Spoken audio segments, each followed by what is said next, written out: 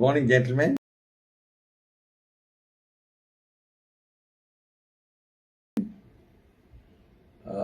I'm going to talk to you today on a very important topic, and that India and China. And the question I'm going to answer is there going to be war between India and China? So I think I'll give a clear cut answer to this. Yes, there is going to be a war between India and China. I have little doubt about it. But I cannot say whether it will be a total war or a limited war. Most likely it will be a skirmish, a limited war. And probably the Chinese will realize that they can't have their way and the war may not expand. Because China will not like to antagonize the world, in which the Americans come on the side of India and so does NATO, and China would be really hard pressed in that case. And their best friend Russia is going to remain neutral. It's not going to come on the Chinese side and fight India. So the odds are of a limited war, and I will say why it's going to take place. Firstly, China has not able to reconcile to the fact that India is a rising power. We have an economic growth of about 8%. China is about 4.5%, and generally the world is at 2%, like Pakistan is at 1%. So India has the fastest growing economy in the world. That's number one. Number one, India has built up a formidable military. There's no doubt about that.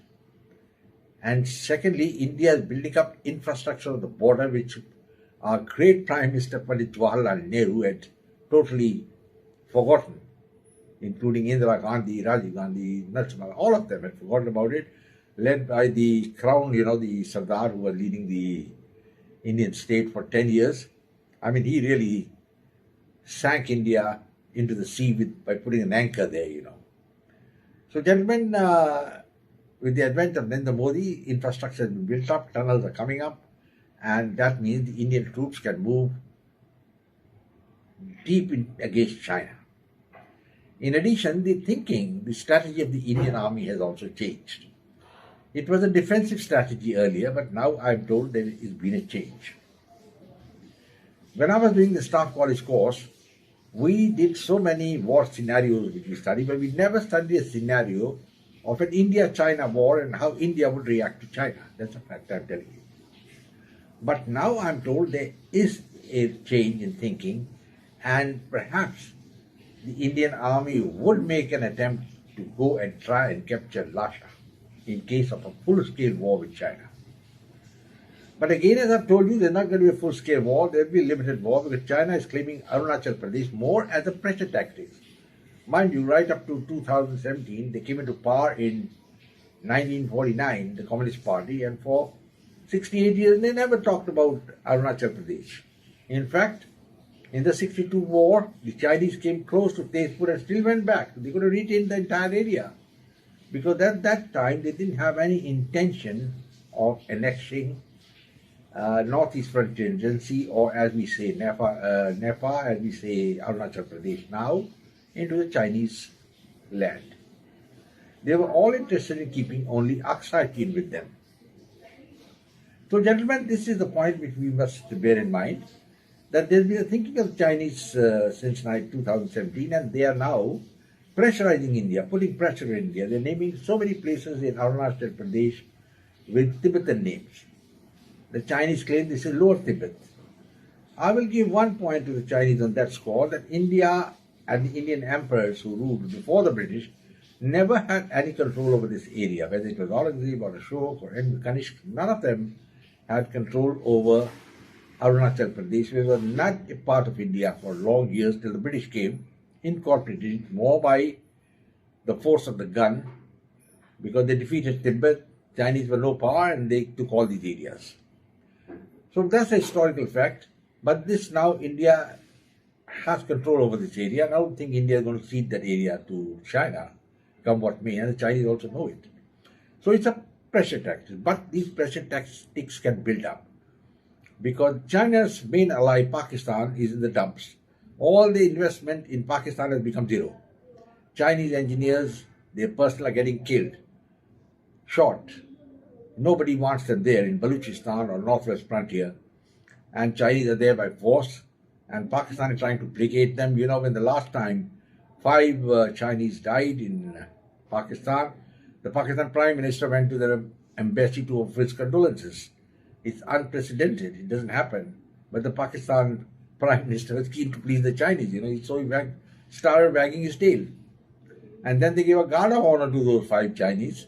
And one cabinet minister accompanied the bodies to China. All said and done. But what are they going to do every time? Some more China are going to get killed in any case. Nobody wants the Chinese in Balochistan. There is a liberation movement on in Balochistan. There's the BLA, the Balochistan Liberation Army. And then we have the Pakistan Taliban fighting battles against the Pakistan Army, which in any case is moribund. I mean, it's an army which is not fought any battle in its life, not won any war. And it's just there like a big fat cow, just sitting there, eating up the resources of the country, and then saying, we are controlling the country, we are taking it forward, but they're taking it where? They're taking it into the abyss of no return. Down, 30% inflation, balance of payment zero, no FDI coming in, religious extremism going shouting everywhere in Pakistan. That's all. That's what the Pakistan Army has done. And this is what they did when Ayub Khan took over. What was the use of Ayub Khan taking over? This is going to be the result. The Pakistanis must ask this question to themselves. But anyway, coming to China, Pakistan is their ally, and they are hoping that Pakistan will fight a proxy war against India, but Pakistan is not going to do it. They're not going to get defeated. So they won't do it. And China then finally going to be exasperated and may start some border adventure, but they're going to get a very bloody dose this time. 1962 is over and gone. It doesn't exist. So somebody who talks of 1962 is talking CNB. And let's be very clear, gentlemen, that it is not going to bear fruit for China to keep half back into 1962. Chinese have a serious demographic problem as far as the army is concerned. Their morale in the army is low, and they have no battle experience. They haven't won a bloody war for the last 45 years. The last they fought was in Vietnam in 1979, and they didn't do pretty well there. They had a tough time. So, gentlemen, let's look at these things in this way. There's so many military projects. There's one chap talking a lot about the awe. He's always in awe of the Chinese army. I won't name him. You can go through his channels. He's in awe of the Chinese army. He keeps on talking, China is this thing, China is that thing, artificial intelligence, this thing, that thing. He forgets the basic principle of warfare, which Field Marshal Montgomery had said, that it needs the infantry soldier to hold the ground. Well, that's what matters, really. Until you have the infantry soldier, and that is where China is going to get bugged. That's where they're going to get bugged. Well, gentlemen, we have a formidable trade with China, almost $140 billion, yes, in favor of China. China will not like to perhaps fight for that reason also, a prolonged conflict. That they could engineer a local conflict, a small conflict, fight it here and there, and then try to get on to it. So, gentlemen, it's not something so simple. At the same time, it's not difficult either. If India can show some spunk and the leadership in India can decide, well, the time has come that we should stand up to China, is all that matters. Because now China naming all these places in Arunachal Pradesh as part of China, and there's no reaction from the Indians. Why the hell the Indians can't say that we recognize Tibet as an independent country? I mean, it requires guts, definitely, and military power. I think the Americans would be on their side. America, of course, fights its own battles the way it wants to. It's not a friend of India. I have repeatedly told you earlier. They will not allow India to become a great power, because if India becomes, then the Americans are going to ensure that India faces the heat. But against China, the Americans are scared, so they need somebody, a ploy, and they will definitely support India. And they have already said that Arunachal Pradesh is a part of India. There's an official statement by the State Department in which America has recognized Arunachal Pradesh as a part of India. Now, gentlemen, with this thing, the question arises, If there is a war, when and how will it take place? Well, it could be something like an inward attack. You remember last time when the Chinese fought in 62, Chairman Mao Zedong had addressed the Central Committee of the Communist Party and told them that we have to teach India a lesson and we're going to fight. I don't think that's going to happen now. There's going to be nothing like that, because now the man in charge is President Xi. He's the man fully in charge, and if he decides, well, it happens. But he also knows that it's not going to be a decisive victory, because if the Chinese mount an offensive, it's going to be casualties very heavy for them. They're going to suffer. Because when you launch an offensive, it's always 4:1, the ratio of casualties. And whatever artificial intelligence thing you're talking of in the mountains, it's going to be man for man. And the Indian army is acclimatized. It's been fighting battles for the last 75 years, and it's going to be something the Chinese will have to face. So I hope Chinese are factoring all these things in their strategy. Basically, it is all smoke most of the time, very little fire, but that fire could come up, and that's likely. I think another 2 years' time, when India really builds up, China will like to put India down and by a military operation, maybe a short one, in which they would like to show to the world that, look, we are the number one in Asia. So it's not cut and dried as far as India is concerned. India has to face up to China, but we need a leadership here which is not scared of China. We had the Sardar who was leading the Indian government for almost 10 years, and he was a total disgrace.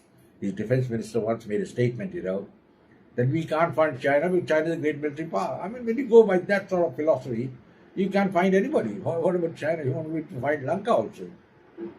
So it is time India asserted itself totally, and the next battle is not necessarily in the Himalayas, it could be in the Indian Ocean also, where the Chinese are coming up in a big way. Sri Lanka is their pigeon, with their feeding small grains to it, and the Lankans are going to suffer badly.